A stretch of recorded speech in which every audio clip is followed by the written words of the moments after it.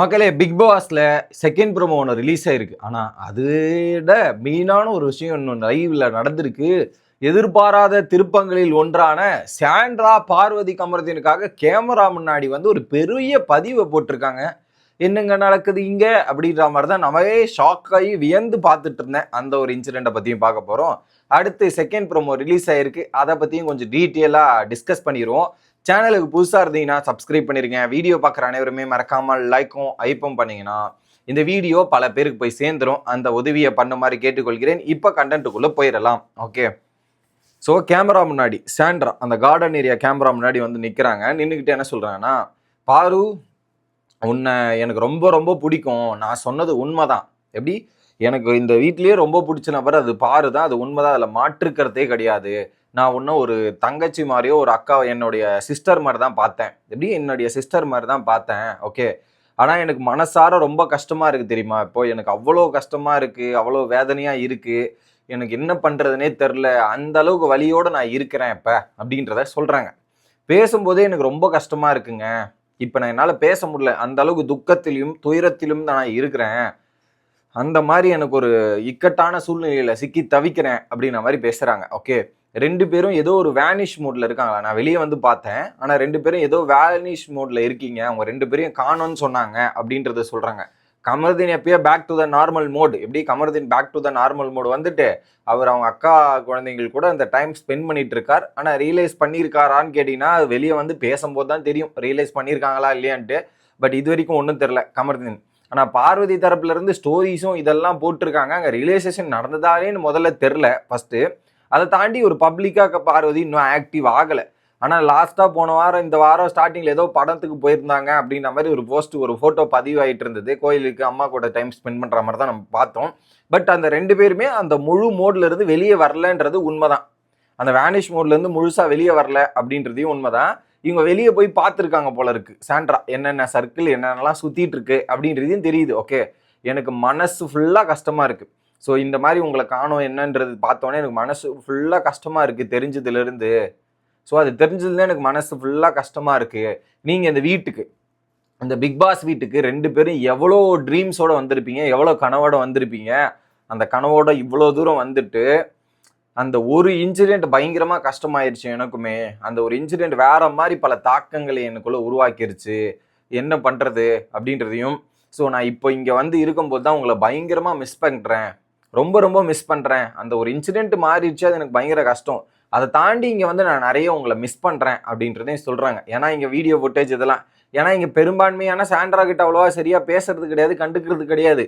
அங்கே இருந்தது சாண்ட்ராக்கு ஒன்றுனா பார்வதி தான் வந்தாங்க. ஏன்னா எல்லாருக்கூடையும் சாண்ட்ரா இப்படி ஒரு பின்பம் கிரியேட் பண்ணுறதால தான் அவங்களுக்கு பேக் ஃபயர் ஆகுது, வேறு எதுவுமே இல்லை. ஓகே, அதில் குறிப்பாக எல்லா ஃப்ரெண்ட்ஸ் மூமெண்ட்ஸு இதெல்லாமே நான் நிறைய மிஸ் பண்ணுறேன். இப்போ நம்ம ஃப்ரெண்டாக இருந்தது இதுவாக இருந்தது அதெல்லாம் எனக்கு ஞாபகத்துக்கு வந்து போகுது. ஓகே, இதில் குறிப்பாக ஒன்று ஹைலைட்டாக சொல்லணும்னா இதுதான் எனக்கு ஷாக்கிங் அதிருப்தியான ஒரு செய்தி. என்னன்னா சாண்ட்ரா இங்கே சொன்னது தான், பார்வதி வெளியே போகும்போது எனக்கு கட்டி பிடிச்சேன்னு நினச்சேன். எப்படி பார்வதி வெளியே வீட்டை விட்டு இறங்கி போனாங்களா, வெளியே போனாங்களா ரெட் கார்டு கொடுத்துட்டு, அப்போ கட்டி பிடிக்கணும்னு நினச்சேன். என்னது கட்டி பிடிக்கணும்னு நினச்சிங்களா?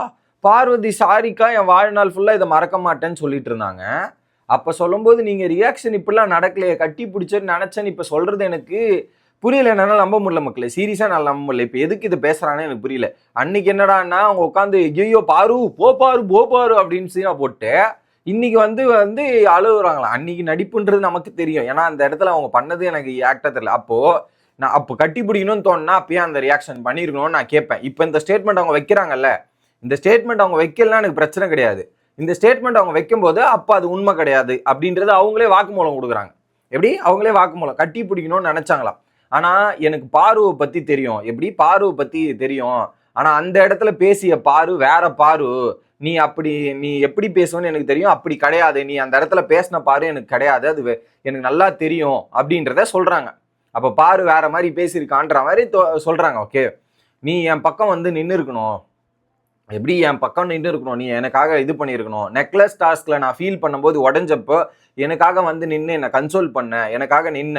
ஓகே, இப்படி ஏன் என்னாச்சு அப்படின்றதையும் சொல்றாங்க. ஓகே, அதை தாண்டி நீ எனக்கு அக்காவா இருந்திருக்க, பல இடங்கள்ல நான் டவுனா இருக்கும்போது ஃபீல் பண்ணும்போது எனக்கு அக்காவா இருந்திருக்க, நீ எனக்காக நின்று இருக்க. நான் வந்து கன்ஃபெஷன் ரூம்ல இருந்து வந்து உங்ககிட்ட மன்னிச்சிட்டேன் அப்படின்னு பேசியிருக்கலான்னு நினைச்சேன். ஸோ அந்த கன்ஃபெஷன் ரூம்ல பிக் பாஸுக்கும் சாண்ட்ராக்கும் ஒரு டாக்ஸ் நடக்கும் அந்த வெள்ளிக்கிழமை. அதை முடிச்ச உடனே நான் டேரெக்டாக உங்ககிட்ட வந்து பேசியிருக்கணும், மன்னிச்சிட்டேன்னு சொல்லியிருக்கணும்னு. என்னங்க புரியலங்க, எனக்கு புரியலங்க. இது எப்போ தெரியுமா மக்களே, அந்த பார்வதியை பார்த்து பயந்து ஓடினதும் பாத்ரூம்ல போய் ஒளிஞ்சதுக்கு அப்புறம் பிக் பாஸ் கூப்பிட்டு பேசுவார். அதுக்கப்புறம் வந்து மன்னிச்சிட்டேன்னு சொல்லியிருக்கணும் அப்படின்னு பேசுறாங்க.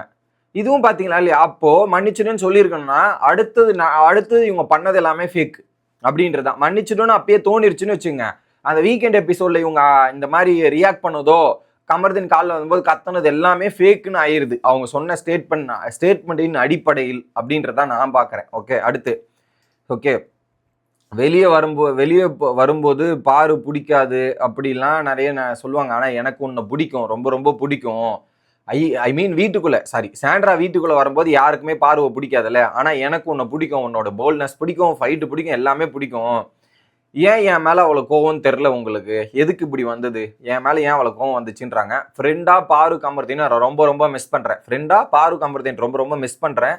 அதுவும் கமர்தீனை பார்த்தா எனக்கு பயமாவே இருந்தோம். அந்த பாக்ஸ் எட்டி வதிச்சதா இருக்கட்டும், கிச்சன்ல பேசினதா இருக்கட்டும், ஏதாவது ஒரு டாஸ்க் வந்தா, பிசிக்கல் டாஸ்க்லாம் வந்தா எனக்கு பயமா இருக்கு. அவன் எப்படி ரியாக்ட் பண்ணுவான், இது பண்ணுவான்னு எனக்கு ரொம்ப பயமா இருக்குங்க அப்படின்றதையும், அதுல குறிப்பா கார் டாஸ்க்ல என்னை எட்டி உதைப்பான்னு எனக்கு தெரிஞ்சிருச்சு. எப்படி கார் டாஸ்க்ல எப்படி உதைப்பான்னு தெரிஞ்சிச்சு.